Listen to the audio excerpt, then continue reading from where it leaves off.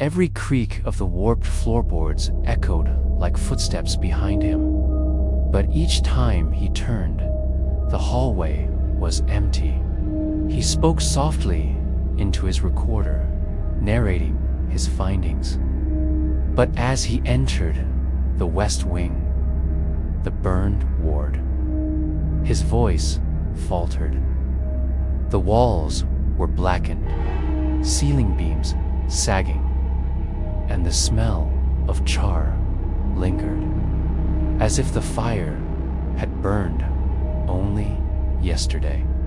In the corner, a hospital bed sat half-melted, its frame twisted from heat. That's when he heard it.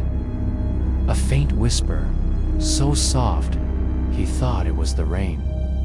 But it came again, clearer, this time directly behind him. "Help me."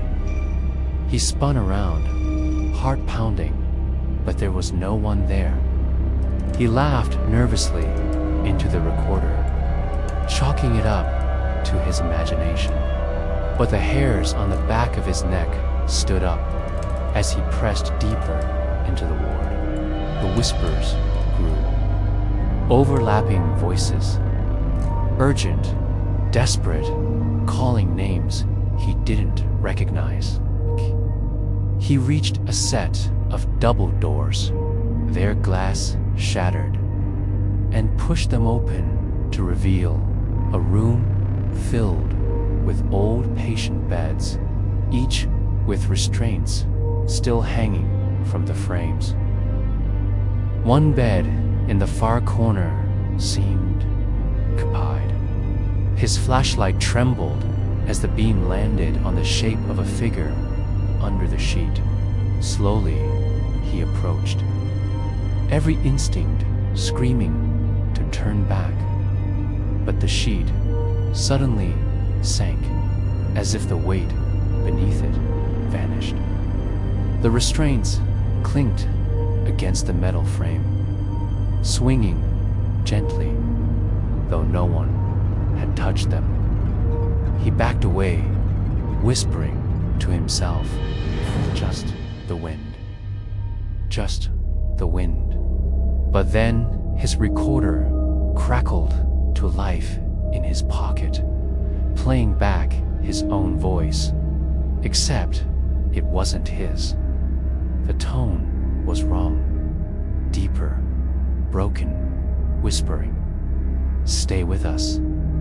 His hands shook as he ripped the recorder out and hit stop, but the voice continued, now coming from the dark hallway beyond.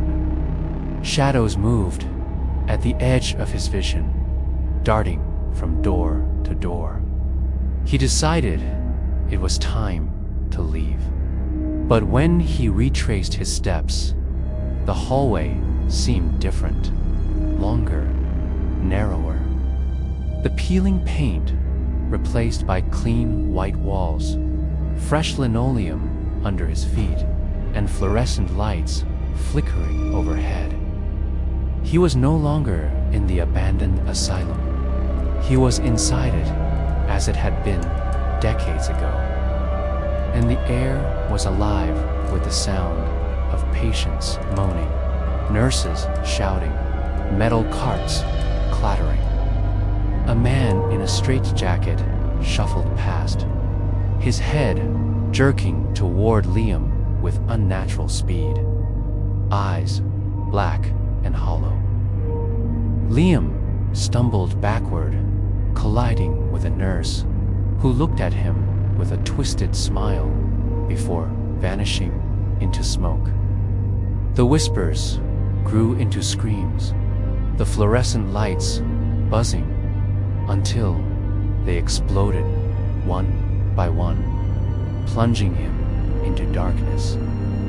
His flashlight flickered, and in its weak beam, he saw them, dozens of figures closing in, their faces burned, eyes melted, mouths opening in silent agony. Hands reached for him, cold and damp, pulling him toward the burned ward.